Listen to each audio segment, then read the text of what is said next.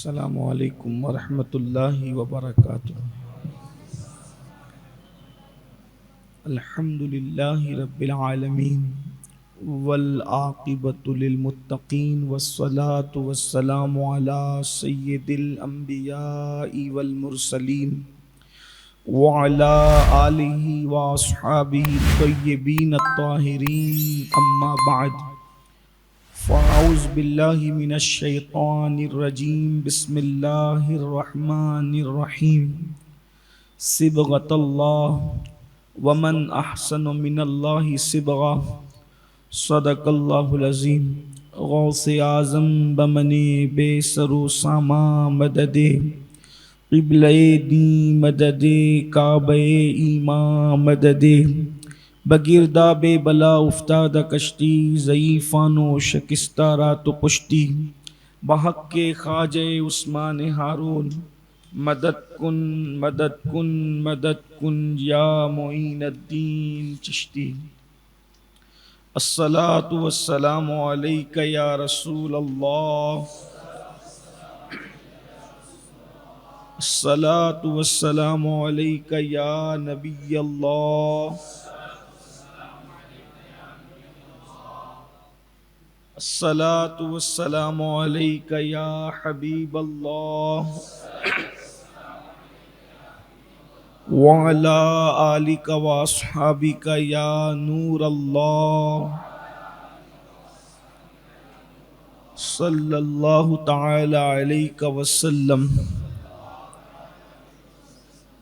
نمی دانم چی منزل بود شب جائے کہ من بودم، نمی دانم چی منزل بود شب جائے کہ من بودم، بہر سو رقص بسمل بود شب جائے کہ من بودم، پری پیکر نگارے سرو قد لالا رخسارے، پری پیکر نگارے سرو قد لالا رخسارے، سراپا آفت دل بود شب جائے کہ من بودم، خدا خود میرے مجلس بود اندر لامکاں خسرو، خدا خود میرے مجلس بود اندر لامکاں خسرو، محمد شمع محفل بود شب جائے کہ من بودم۔ آج شوال المکرم کی 17 تاریخ شروع ہو چکی ہے اور کل انشاءاللہ 18ویں شب ہوگی، اور وہ مبارک رات ملک الشورا طوطی ہند محبوب الہی،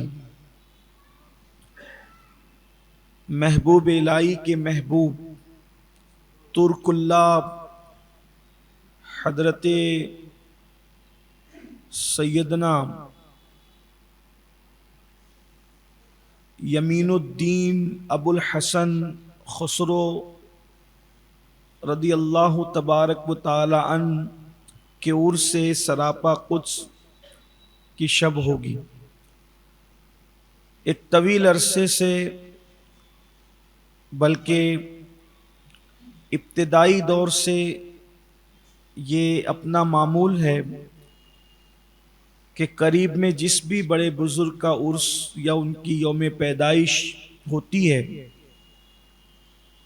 تو نئی نسل تک اسلاف کے افکار و نظریات کو پہنچانے کے لیے ان کی سوانح حیات پر کچھ گفتگو کی جاتی ہے۔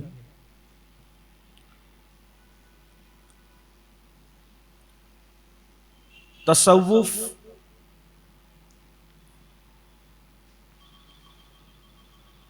دنیا سے کنارہ کشی اور عشق الہی میں غرق ہو جانے کا نام ہے۔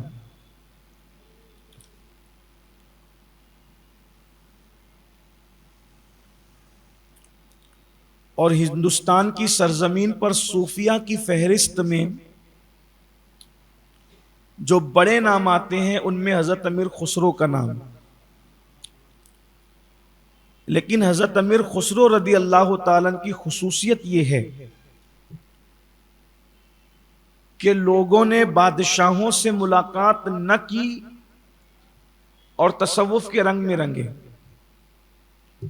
بعض صوفیاء ایسے ہیں کہ جو کبھی درباروں تک پہنچے ہی نہیں، درباروں تک کبھی گئے نہیں، دربار میں کسی سے ملے نہیں، ملاقات نہیں کی، اور وہ انہوں نے تصوف کا رنگ اختیار کیا. لیکن خسرو میں ایک انفرادیت یہ ہے کہ بادشاہوں کے دربار میں رہ کر وہ سوز دل آپ نے حاصل کیا کہ حضرت محبوب الہی کہا کرتے تھے کہ خسرو کے دل میں جو سوز ہے اللہ وہ سوز مجھے عطا فرمائے. آپ اندازہ فرمائیں، اس سے پتہ چلتا ہے کہ سوز خسرو کیا تھا کہ سرکار محبوب الہی رضی اللہ تبارک و محبوب الہی کون ہستی ہے. مقام محبوبیت میں اس امت میں جو دو لوگ مشہور ہوئے ہیں، ایک تو محبوب سبحانی ہمارے سرکار غوث پاک ہیں اور دوسرے سرکار محبوب الہی ہے. مقام محبوبیت کس کس کو ملا، کتنا ملا، یہ تو اللہ جانے، لیکن آپ مجھے بتائیں کہ مشہور جو ہوئے ہیں اور وہ محبوب الہی فرما رہے کہ سوز خسرو اللہ کاش کہ مجھے بھی عطا فرمائے. اور بلکہ ایک مقام پر یہ بھی ملتا ہے کہ اللہ تبارک و تعالی خسرو کے سوز کے صدقے مجھے بخش دے. اور ایک مقام پر یہ بھی ملتا ہے کہ ہر اللہ کی بارگاہ میں پہنچنے والے بندے سے اللہ پوچھے گا کہ تو میرے لیے کیا لایا ہے، تو میں اللہ کی بارگاہ میں عرض کروں گا کہ میں خسرو کا سوز لے کر کے آیا، سوز خسرو لے کر کے آیا ہوں. اور ایک مقام پر یہ فرمایا اگر قیامت کے دن اللہ مجھ سے پوچھا کہ میرے لیے کیا لایا ہے تو میں اللہ کی بارگاہ میں خسرو کو پیش کر دوں گا. 8 بادشاہوں کا دور دیکھا حضرت سیدنا امیر خسرو رضی اللہ تعالیٰ عنہ نے، 8 بادشاہوں کا دور دیکھا اور کم و بیش ہر دربار میں مقبول رہے، ہر دربار میں پہنچے. اور حضرت امیر خسرو نے آج کے اس دور میں ہمیں بتا دیا کہ دربار میں رہنا، بادشاہوں کے درمیان رہنا یا لوگوں کے درمیان رہنا، یہ آپ کو نقصان نہیں پہنچا سکتا ہے اگر آپ کا دل اندر سے عشق الہی میں رنگا ہوا ہے، اور ان کی تاثیر یا ان کا معاملہ آپ کے دل پر اثر انداز نہیں ہو سکتا. حضرت امیر خسرو کس مقام پر پہنچے امیر خسرو رضی اللہ تعالیٰ عنہ. ابھی آگے گفتگو اگر چلے گی تو ہم عرض کریں گے آپ سے کیا مقام تھا. شعرا ان کو صرف ایک شاعر کی حیثیت سے جانتے ہیں، اور ایسے شاعر ہیں کہ علامہ عبد الرحمن جامی فرماتے ہیں کہ کم و بیش اپنی پوری زندگی میں آپ نے 5 لاکھ اشعار لکھے. 5 لاکھ اشعار لکھنے والا انسان جسے دنیا امیر خسرو کہتے، علامہ عبد الرحمن جامی لکھتے ہیں. حالانکہ شبلی نعمانی یہاں آ کر کہتے ہیں کہ مجھے لگتا ہے کہ مبالغہ ہے. شبلی کہتے ہیں کہ مجھے لگتا ہے مبالغہ ہے، حالانکہ علامہ جامی کہتے ہیں 5 لاکھ لکھے، لیکن شبلی کو بھی کہنا پڑا کہ 5 لاکھ تو مجھے مبالغہ لگتے ہیں. البتہ یہ ضرور ہے کہ 3 لاکھ سے زیادہ لکھا اور 4 لاکھ سے کم لکھا. میں کہتا ہوں اگر 3 لاکھ سے زیادہ اور 4 لاکھ سے کم لے لیں، 3.5 لاکھ بھی اگر اشعار لے لیں، کوئی ایسا شاعر پیش تو کروں. اور پھر وہ شاعری بھی کیا، ادھر سے توڑا ادھر سے جوڑا اور روڑا، یہ سب نہیں. شاعری کا مزاج کیا ہے اگر آپ آگے پڑھیں تو آپ کو پتا چلے. ایک مرتبہ اپنے مرشد کی شان میں شعر لکھا تو محبوب الہی نے خوش ہو کر کے فرمایا خسرو مانگو کیا مانگتے، جو مانگو گے دے دیں گے. تو شوق یہ تھا حضرت امیر خسرو رضی اللہ تعالیٰ عنہ کو، شوق یہ تھا کہ اللہ مجھے شیریں سخنی عطا کرے، اللہ مجھے شیریں سخنی عطا، میرے کلام میں میٹھاس پیدا کرے. کلام میں میٹھاس یہ سب کو نصیب نہیں، کلام میں میٹھاس سب کو نصیب نہیں ہے. یہ مصطفیٰ جان رحمت صلی اللہ علیہ وآلہ وسلم کی خصوصی عنایتیں جن کو ہوتی ہے، اللہ ان کے دلوں میں نرمی پیدا کر کے ان کی زبان سے میٹھاس کو جاری فرما دیتا ہے. شیریں سخنی کا مطلب یہ نہیں ہے کہ آپ کسی مقام پر بیٹھے اور انداز بدل کر لہجہ بدل کر گفتگو کرنے لگ گئے، نہیں. شیریں سخنی یہ ہے کہ غصے میں بھی آپ کی زبان سے کلام شیریں نکلے. لوگوں کے درمیان بیٹھ کر انداز، آواز اور لہجہ بدل کر تو کوئی بھی بات کرتا ہے. بڑا مشہور واقعہ ہے کہ ایک شخص نے طوطا خریدا اور اس کو کلمہ شریف پڑھا دیا، اور وہ یاد کر لیا اس نے کلمہ، اور طوطا بار بار کہتا تھا لا الہ الا اللہ، لا الہ الا اللہ، لا الہ الا اللہ. بڑا خوش تھا انسان کہ میں نے طوطے کو کلمہ پڑھا دیا. ایک دن اچانک پنجرے کا دروازہ کھلا تھا اور طوطے صاحب جو ہے وہ پھر رہے تھے، تو بلی نے جیسی اس کے حلق کو چپتا تو اس نے ٹائیں کیا، تو اس کو وہ حیرت ہوئی کہ میں نے تو برسوں مہینوں اس کے پیچھے محنت کے اس کو کلمہ پڑھایا تھا، لیکن مرتے وقت اس نے کلمہ نہیں پڑھا بلکہ ٹائیں کیا. تو کسی صاحب دل نے کہا تو نے طوطے کی زبان تک کلمہ رکھا تھا، دل تک تو کلمہ نہ تھا. تو شیریں سخنی اس کو نصیب ہوتی ہے جس کے دل میں ایمان کی شیرنی ہوتی ہے، ایمان کی حلاوت ہوتی ہے. تو حضرت امیر خسرو رحمت اللہ علیہ سے پوچھا خسرو مانگو کیا مانگتے ہو؟ تو عرض کیا کہ مجھے شیریں سخنی عطا فرما دے. تو کہا عطا کیا، اور جب دیا ہے تو آپ دیکھیں آج بھی خانقاہوں کی اگر جو وہ محفلوں کے اندر سب سے زیادہ کسی کا کلام رنگ بھرتا ہے تو وہ سیدنا امیر خسرو رضی اللہ تعالیٰ. 6 صدیاں بیت گئی، ان کا کلام پرانا نہیں ہوتا. ابھی قاری جو وہ ہمارے رضوان نوری پڑھ رہے تھے آپ کے سامنے حضرت سیدنا امیر خسرو کے 2 کلام، اس میں ایک عجیب چاشنی ہے. بلکہ حضرت امیر خسرو کی ملاقات ایک مرتبہ حضرت سیدنا خضر علیہ السلام سے،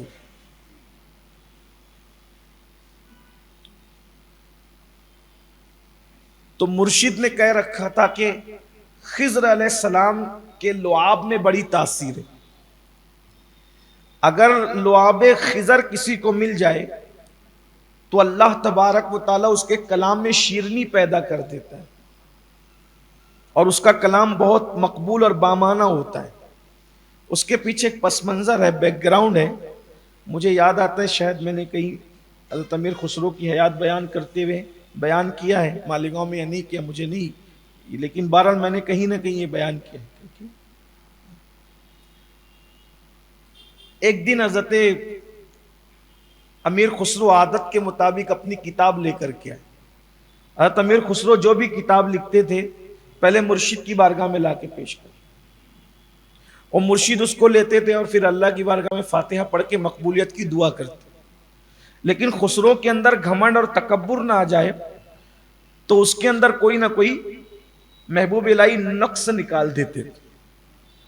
یعنی نقص ہوتا نہیں تھا، اور جب وہ ذلیل کرنا ظاہر سی بات ہے، محبوب الہی محبوب، کبھی گفتگو ہو تو پھر محبوب الہی کا ذکر چھڑے تو پتہ چلے محبوب الہی ہے. سلسلے چشتیہ کی آبرو ہے، بلکہ چشتیت 2 آنکھوں پر ٹکی ہوئی ہے، ایک کو محبوب الہی کہتے ہیں، ایک کو صابر کلیر کہتے ہیں. اور اللہ رب العزت نے جو شان عطا کی ہے محبوب صاحب کو، پھر وہ ان کی اپنی شان.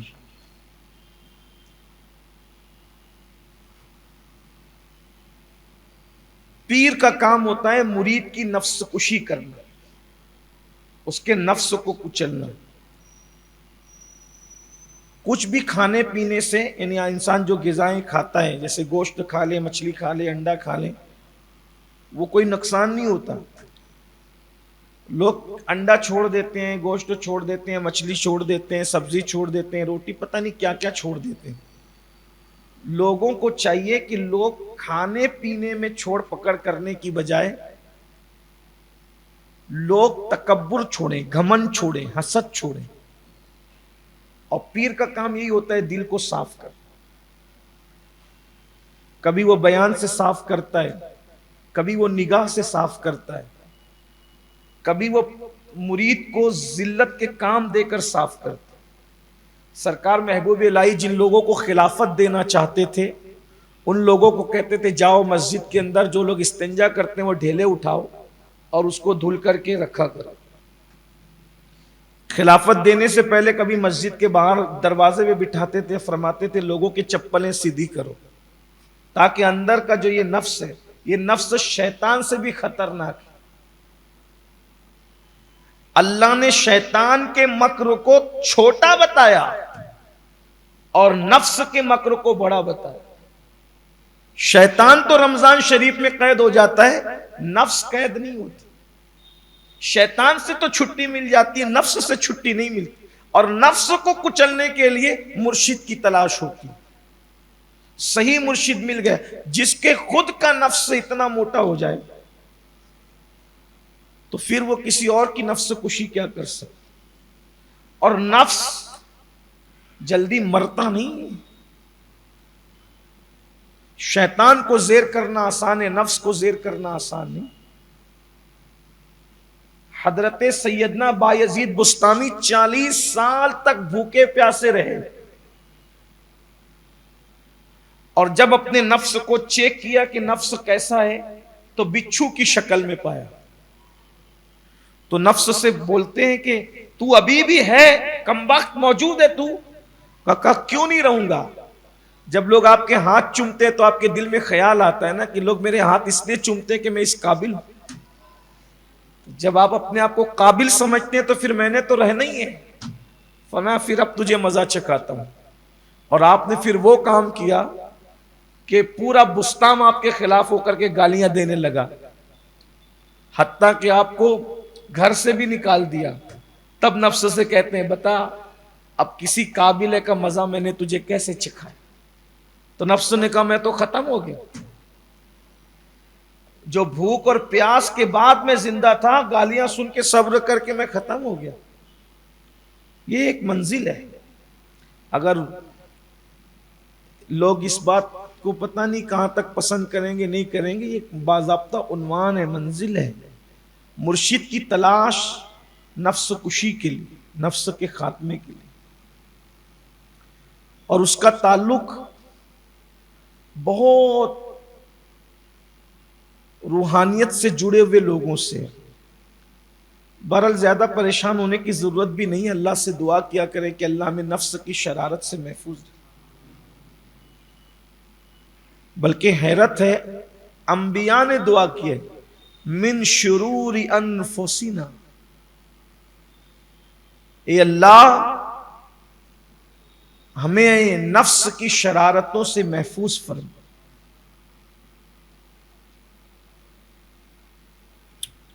دور نکل گئی بات، عرض یہ کر رہا تھا کہ حضرت امیر خسرو جب مرشد کے پاس کتاب لا کر دیتے تو آپ دعا کرتے، فاتحہ پڑھتے اور مقبولیت کے لیے اس میں کچھ نہ کچھ نقص بھی نکالتے۔ ایک دن کتاب، اشعار بھری کتاب لا کر دی، میں خسرو لکھا تو اچھا ہے لیکن جو بات سادی میں ہے نا، جو بات سادی میں ہے وہ اس میں نہیں۔ پھر اور اچھا لکھا، پھر کا لکھا تو اچھا ہے لیکن جو بات سادی میں ہے کسی اور میں نہیں۔ حضرت شیخ سعدی شیرازی، پھر اور اچھا لکھا تو کہا کہ بہت اچھا لکھا لیکن جو سادی کی بات ہے وہ کسی اور میں نہیں۔ تو آخر عرض کر لگے مرشد سادی میں ہے کیا؟ تو اپنی چادر سر پہ ڈالتا۔ جیسے ہی مرشد کی چادر سر پہ پڑی تو دیکھا کہ دربار رسالت موجود ہے اور تخت پر مصطفیٰ جان رحمت جلوگر ہیں، اور اللہ کے رسول جلوگری کے باوجود ارشاد فرماتے سعدی پڑھو، تو سعدی کہتے ہیں بلغ العلا بکمالہ کشفا دجا بجمالہ حسنت جمیع خصالہ صلوا علیہ وآلہ۔ چادر ہٹی تو کہا کہ یہ مقام سعدی، کہا یہ شیریں سخنی ملتی کہاں سے؟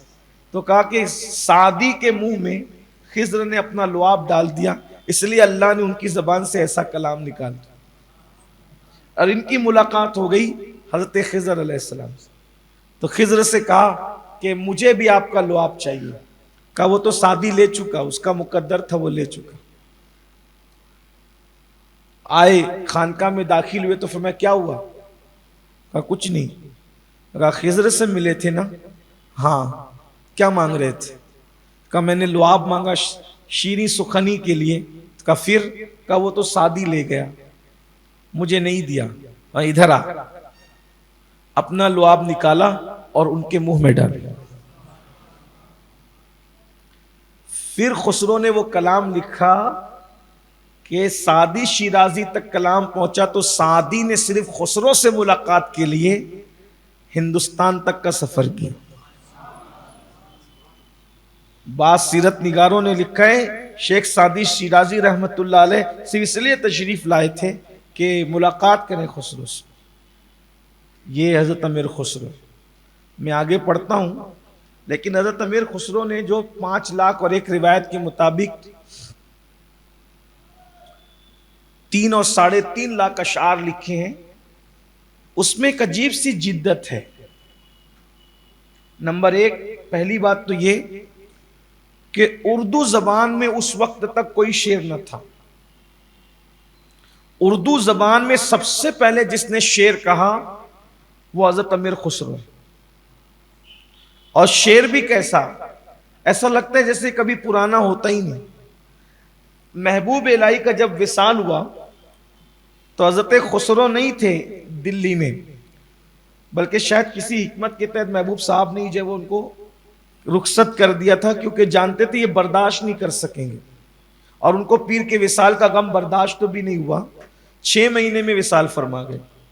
محبوب الہی کا وصال 11ویں شریف میں، ربیع الاخر کے مہینے میں، اور شوال میں آپ کا وصال. 6 مہینے سے زیادہ حیات نہ رہے. تو محبوب الہی کے وصال کے بعد آپ نے 2 مصرے کہے تھے اردو زبان میں. گوری سوے سیج پر، مخ پر ڈارو کیش.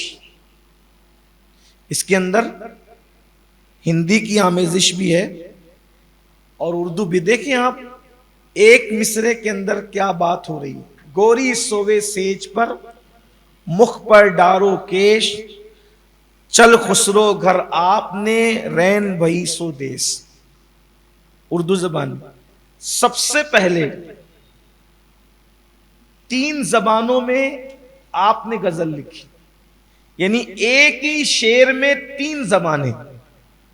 ابھی آپ سن رہے تھے زحال مسکی، مکن تغافل، ورائے نینا، بنائے بتیا، کتاب ہجراں، ندارہ میجاں، نہ لیہو کاہے لگائے چھتیا.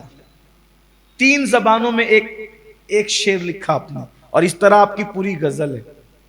حضرت امیر خسرو رحمت اللہ تعالی علیہ. اس طرح کے اور بھی آپ کے اشعار ہیں جو لوگ جانتے ہیں، حالانکہ تشریح کا وقت نہیں ہے، آگے مجھے آپ کی حیات پہ گفتگو کرنا ہے، لیکن سنیں آپ کے کلام کس طرح کے ہیں. یہی کہہ رہا ہوں کہ صرف تک بندی نہیں ہے، صرف تک بندی نہیں ہے، ردیف اور قافیے پر توجہ نہیں ہے، معنی کا سمندر ہے. پوری زندگیاں اس کے اندر ڈوبتے چلے جائیے اور شناوری کرتے رہیے، گوازی کرتے رہیے. انداز دیکھیں، مرشد کی آنکھوں پر کلام لکھا جا رہا ہے.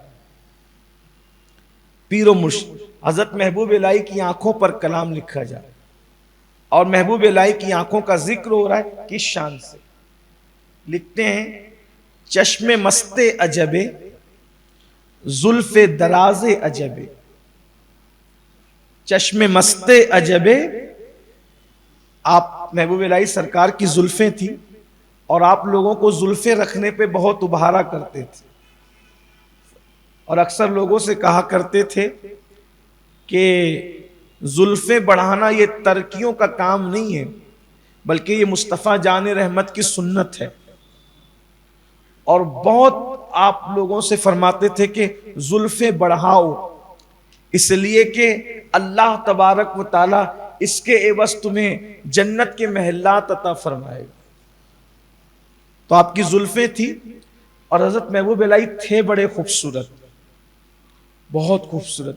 جب آپ رات بھر عبادت کر کے حجرے سے باہر نکلتے تو ایسا لگتا تھا کہ جیسے آپ کی آنکھوں سے جو وہ معرفت کے جام ٹپک رہے ہیں، معرفت کے قطرات ٹپک رہے ہیں. اور محبوب الہی کی بارگاہ میں ہر وقت کسی کو حاضری کی اجازت نہیں تھی. اگر کوئی بلا روک ٹوک آ سکتا تھا تو حضرت سیدنا امیر خسرو تھے. مرشد کی آنکھ کا ذکر کرتے ہیں. چشم مست عجبے، زلف دراز عجبے، میں پرست عجبے، فتنہ تراز عجبے، بل عجب حسن و جمالو خط و خالو گیسو. بل عجب حسن و جمالو خط و خالو گیسو، سر و قد عجبے، قامت ناز عجب. مرشد کی بارگاہ کے اندر یہ پیش کرتے ہیں. ایک مرتبہ مرشد سے شاعری میں مکالمہ کیا. مکالمہ جو کرتے ہیں، مکالمہ کہتے ہیں ایک جملہ میں کہوں گا، ایک آپ کہیں گے. تو یہ نثر میں جملے میں تو مکالمہ ہوتا ہے، لیکن پہلی مرتبہ مرشد سے گفتگو میں مکالمہ کیا ہے. ایک مصرع خسرو کہتے تھے اور ایک مصرع حضرت محبوب الہی کی طرف سے ہوتا ہے.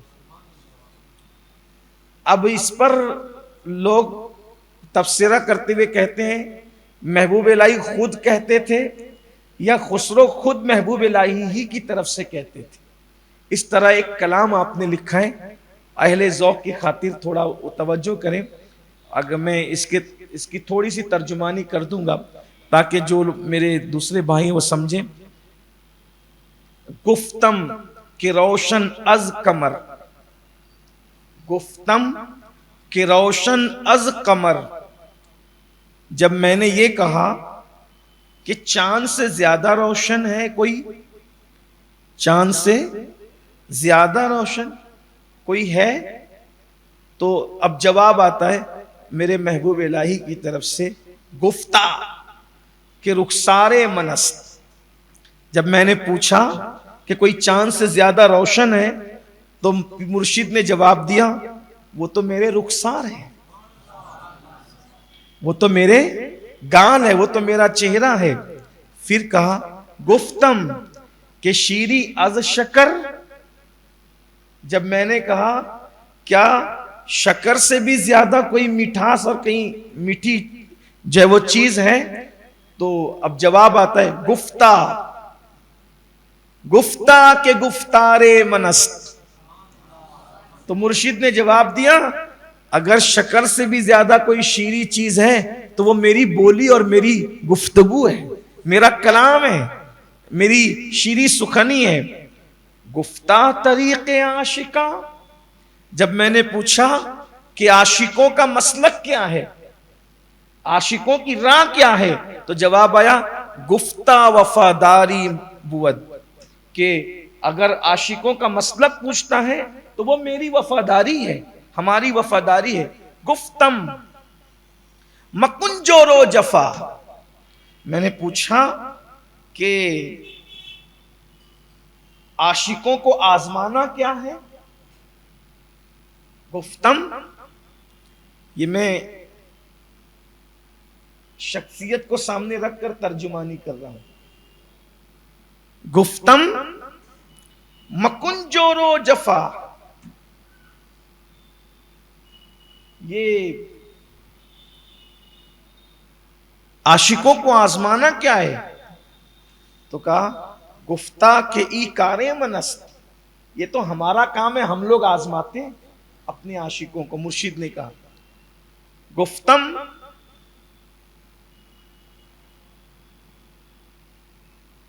گفتم کے مرگ عاشقاں، میں نے پوچھا کہ عاشقوں کی بیماری کیا ہے، تو جواب آیا گفتہ کے درد ہجر من، ہماری جدائی کے درد کو عاشقوں کی بیماری کہتے ہیں. پھر میں نے پوچھا گفتم علاج زندگی، پھر اس کا علاج کیا ہے، تو جواب آیا گفتہ کے دیدار منست، کوئی ہمارا دیدار کر لے اس کو اس کا علاج نصیب ہو جائے گا. اس کے بعد پھر میں نے پوچھا گفتم کے حوری یا پری، گفتم کہ حوری یا پری، میں نے پوچھا کہ یہ حور اور پری کیا چیز ہے. گفتہ کے من شاہ بتا، فرمایا کہ پھر میں حسن کا بادشاہ ہوں، اور پھر جب میں نے پوچھا آخر میں گفتم کے خسرو ناتا ہوا گفتہ پرستار منس، جب میں نے پوچھا کہ یہ کمزور خسرو کیا ہے تو کہا کہ وہ میرا عاشق ہے، پرستار منس، وہ میرا عاشق ہے۔ یہ آپ کا کلام ہے۔ ایک بار محبوب الہی کی بارگاہ میں آپ نے ایک کلام لکھا، اس کے چند مصرے سن لیا، پھر بات واقعات کی طرف اور آپ کی سوانح کی طرف جا کر اینڈ کی طرف پہنچتی ہے۔ حضرت محبوب الہی کے ابرو مصطفیٰ جان رحمت صلی اللہ علیہ وآلہ وسلم کی سنت کے مطابق دونوں آپس میں ملے ہوئے تھے، گول سا چہرہ، خوبصورت رنگت اور ابرو آپس میں پیوست تھے۔ اپنے مرشد کی بارگاہ میں یوں خراج پیش کرتے ہیں: عید گاہ ماں غریبہ ہوئے تو، ہم جیسے غریبوں کی عیدگاہ تو آپ کا آستانہ ہے،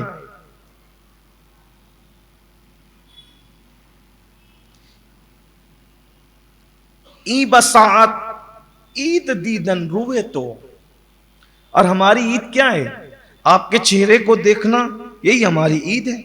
صد ہزارہ عید قربانت کنم، صد ہزارہ عید قربانت کنم، ای ہلال ماں خم ابروے تو، عید کے ہزاروں چاند آپ کے ابرو کی خمداری پر ہم قربان کرتے ہیں۔ اور اخیر میں مقطع میں کہتے ہیں: یا نظام الدین محبوب الہ، یا نظام الدین محبوب الہ، جملہ محبوبہ غلام روئے تو، اے میرے محبوب، میرے مرشد، کہ آپ تو اللہ کے محبوب ہو اور جتنے محبوب ہیں وہ سب آپ کے چہرے کے غلام ہیں۔ یہ انداز ہے۔ ان کلام پر، ان اشعار پر اہل تصوف قربان ہوئے چاہتے ہیں، اس لیے کہ اللہ رب العزت نے اس میں جو شیریں رکھی، جو معنویت رکھی، جو صلاحیت رکھی، وہ صرف خسرو کا کمال ہے۔ حضرت امیر خسرو کی خصوصیت جو ان کو ممتاز کرتی ہے اپنے دور میں، کہ وہ مرشد کے بے دام غلام تھے، بلکہ اگر کسی کو مرید ہونا سیکھنا ہے تو وہ حضرت خسرو سے سیکھے۔ بڑے عاشق تھے اپنے پیر کے، بڑے عاشق۔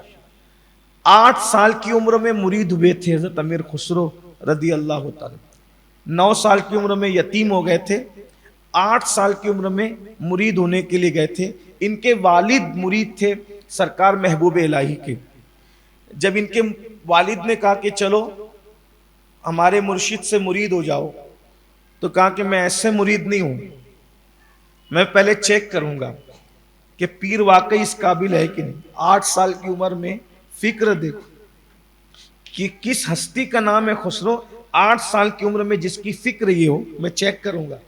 اور اس کے بعد والد اندر خانقاہ میں تشریف لے گئے، یہ دروازے پہ بیٹھ کے شعر لکھنے لگے۔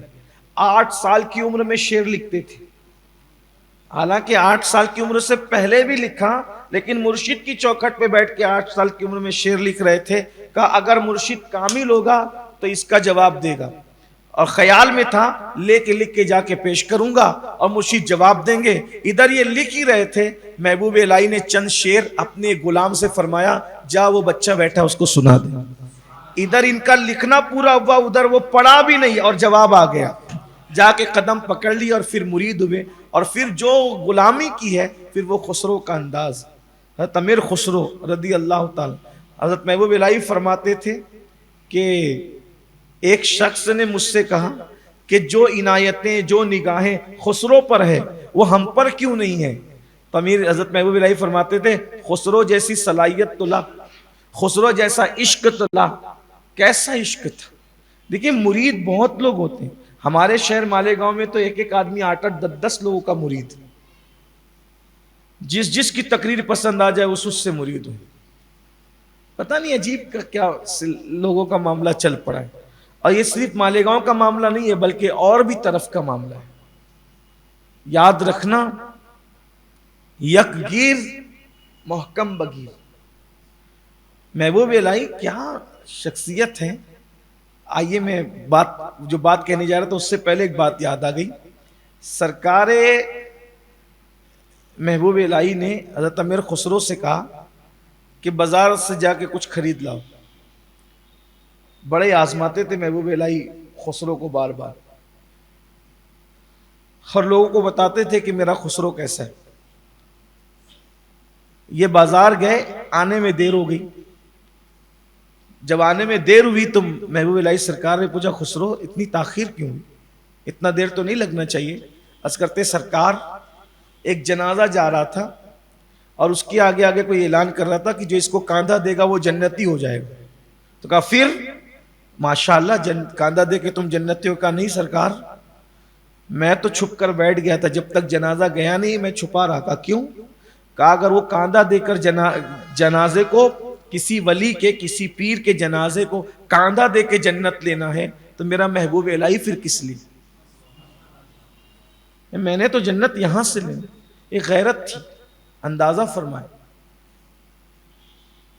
وہ بے دام غلام تھے سرکار محبوب الہی، اور محبوب الہی بھی ان کو ویسے ہی چاہتے تھے. لوگ کہتے تھے ہمیں بھی، ہم پہ بھی نظر ہو. کا نظر تو سب پر ہے، لیکن خسرو جیسی صلاحیت لے کر کیا. محبوب الہی فرماتے تھے کہ اگر شریعت کا پاس اور خیال نہ ہوتا تو میں وصیت کر دیتا کہ خسرو کو اور مجھے دونوں کو ایک ساتھ ایک قبر میں دفن کیا. قربانی کیا تھی حضرت امیر خسرو کی؟ قربانی کیا تھی؟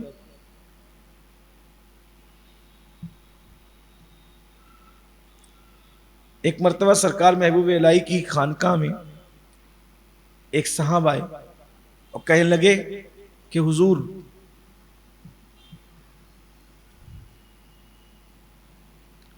میری بیٹیوں کی شادی ہے، کچھ مدد فرمائے. حضرت محبوب الہی نے فرمایا انتظار کرو، کچھ انتظام ہوگا تو میں مدد کرتی. دن بھر انتظار کیا، اللہ کی شان انتظام نہیں ہو پایا. تو محبوب الہی تھے، فرمایا خانقاہ میں آنے والے کو خالی لوٹانا مجھے گوارا نہیں ہے، یہ میری جوتیاں ہیں، یہ جوتیاں لے کے چلے.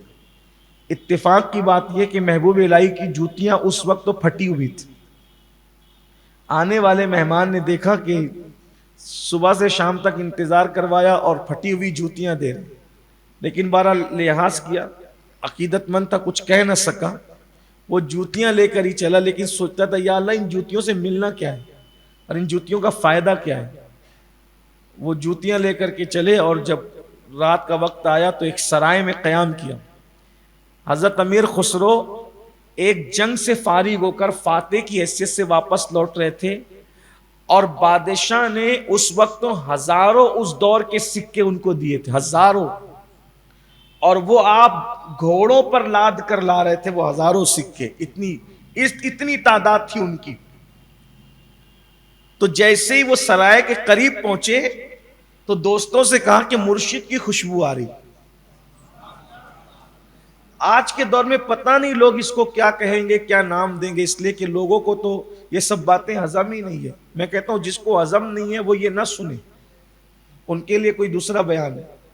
یہ صرف اہل محبت کے لیے، اہل عشق کے لیے، اہل طریقت کے لیے. اب لوگوں کو کہاں خوشبو آتی ہے؟ اس لیے کہ یہ باطنی خوشبو کا تعلق ناک سے نہیں ہے، یہ دل کی عقیدتوں سے، دل کی محبتوں سے. اب مرشد کی خوشبو آ رہی ہے تو لوگ کہتے ہیں خسرو تجھے جب دیکھو جب تیرا مرشد ہی نظر آتا ہے. کہا نہیں. اور اس خوشبو پر چلتے ہوئے حضرت امیر خسرو اس خوشبو پر چلتے ہوئے اس سرائے میں پہنچے تو دیکھا کہ ایک بندہ جوتیوں کو کپڑے میں لپیٹ کر اس کا تکیہ بنا کر کے سو رہا ہے. اس کو اٹھایا، بولو کہاں سے آ رہے ہو؟ دلی سے آ رہے ہو؟ ہاں. گیاسپور سے آ رہے ہو؟ ہاں. محبوب الہی سے مل کے آ رہے ہو؟ ہاں. مگر تو کون ہے بھائی؟ اس وقت مجھے کیوں پریشان کر رہے ہیں؟ تو کہا کہ مرشد کی خوشبو آ رہی. کہاں؟ محبوب الہی کے پاس گیا تھا اور بیٹیوں کی شادی ہے، کوئی انتظام نہیں ہوا، یہ پھٹی ہوئی جوتیاں دے دی، عقیدت میں لے آیا. تو کہا کتنے میں بیچو گے؟ کہا پھٹی ہوئی جوتیاں لے گا کون مگر؟ کہا نہیں لیکن بتائیں کتنے میں بیچو. تو کہا لیکن اس کو لے گا کون؟ کہا دیکھ باہر آ. یہ جو گھوڑے کھڑے ان کے اوپر سکے ہیں، یہ سب لے لیں اور یہ جوتیاں دے دیں. اور اس کے بعد وہ جوتیاں لے کے سر پہ رکھ کر حضرت محبوب الہی کی چوکھٹ پہ پہنچے. اور جب پہنچے تو محبوب الہی نے مسکرا کے کہا خسرو بہت سستا سودا کیا، سستے میں خرید کے آئے ہو، بہت سستا سودا کیا ہے. اور پھر لوگوں سے کہا مرید ہونا سیکھنا ہے تو کوئی خسرو سے سیکھ. یہ حضرت امیر خسرو رضی اللہ تعالی. اللہ تبارک و تعالی لوگوں کو عقیدتوں کی بنیاد پہ نوازتا ہے، مرتبوں کی بنیاد پہ نوازتا ہے. آج ہمارے پاس رسمیں ہیں، عقیدتیں نہیں. اگر پیر و مرشد میت میں شریک نہ ہو تو لوگ بیعت توڑ دیتے. یہی مالیگاؤں ہے. بہت سارے لوگوں نے شادی میں پیر صاحب نکاح پڑھانے کے لیے نہیں آئے تو کہا کہ بیعت توڑ دی. ایک صاحب میرے پاس آئے، کہا کہ مرید ہونا چاہتا ہوں آپ. یہیں میں بیٹھا ہوا تھا وہ جہاں پر دروازے کے پاس. تو میں نے کہا کیوں بھائی، میں تو آپ کو دیکھتا تھا، آپ تو فلاں سلسلے میں مرید ہیں، وہ آپ ٹوپی لگاتے تھے، تو آپ پھر مجھ سے کیوں مرید ہونا چاہتے؟ آپ پہلے سے مرید ہے تو پھر کیوں مرید ہونا چاہتے؟ وہ کہا نہیں میں نے بیعت توڑ دی. میں کہا کیوں بیعت توڑ دی؟ وہ بولے میں بیمار پڑا تھا نا، وہ پیر صاحب دیکھنے نہیں آئے، تو جو بیماری میں دیکھنے نہیں آئے وہ قبر میں بخشوانے کیا آئیں گے، اس لیے میں نے بیعت توڑ دی. میں نے کہا بھیا کسی اور کے پاس جاؤ، میں اتنی طاقت نہیں رکھتا. یہی کی بات ہے، مسجد کی بات ہے. ایک صاحب سے جب پوچھا جاتا تھا کیسے ہو، وہ کہتے تھے پیر کا کرم، پیر کا کرم، پیر کا کرم. ایک بار پوچھا کسی نے کہ کیا حال ہے، تو کہا اللہ کا کرم ہے. کہا بھئی بات کیوں بدل دی؟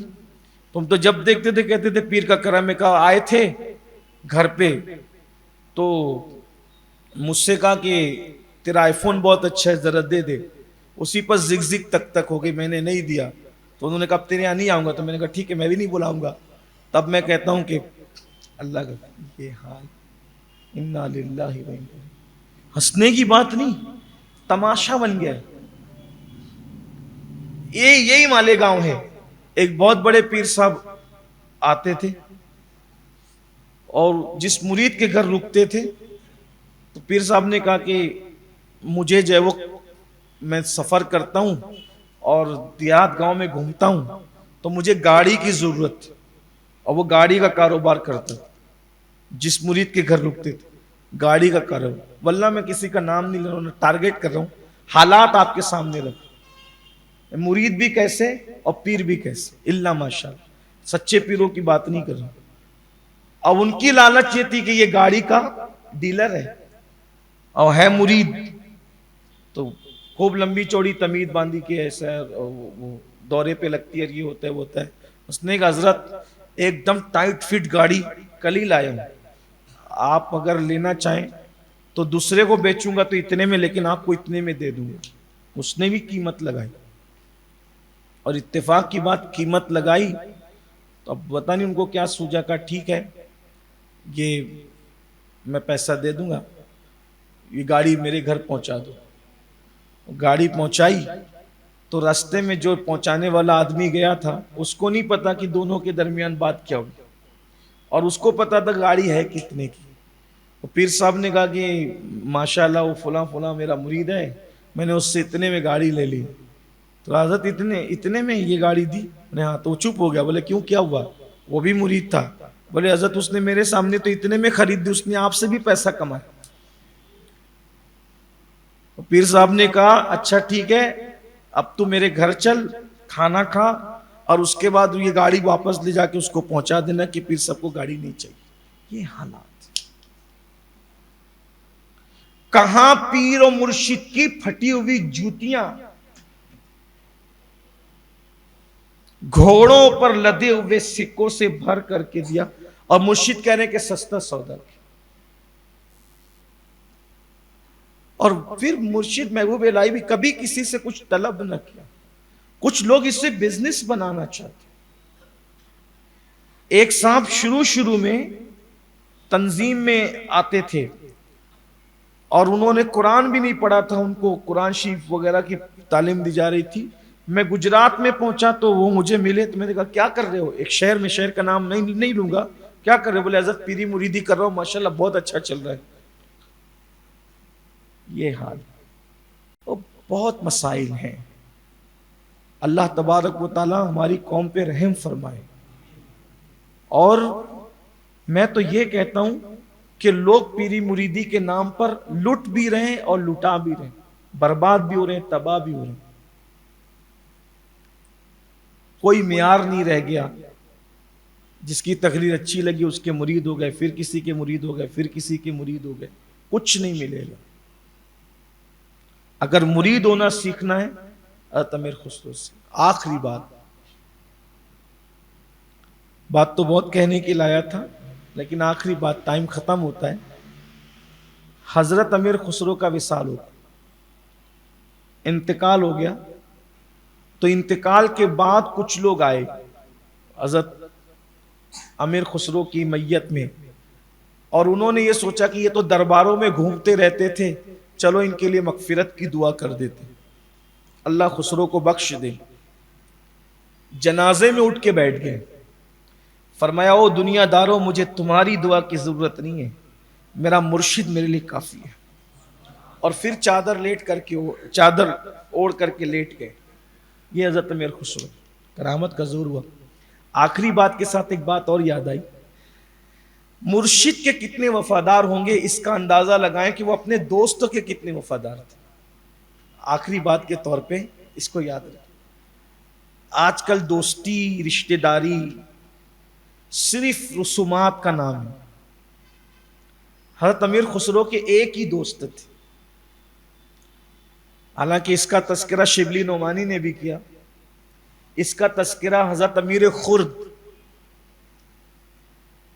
جو خسرو کو دیکھنے والے تھے انہوں نے بھی کیا۔ حضرت خسرو کے ساتھیوں میں سے تھے، لیکن خسرو کے تعلقات سب سے تھے، لیکن دوستی صرف ایک ہی بندے سے تھی، اور اس بندے کا نام تھا خواجہ حسن دہلوی۔ خواجہ حسن دہلوی کے وہ دوست تھے، ایک دوسرے کے بغیر رہتے ہی نہیں تھے۔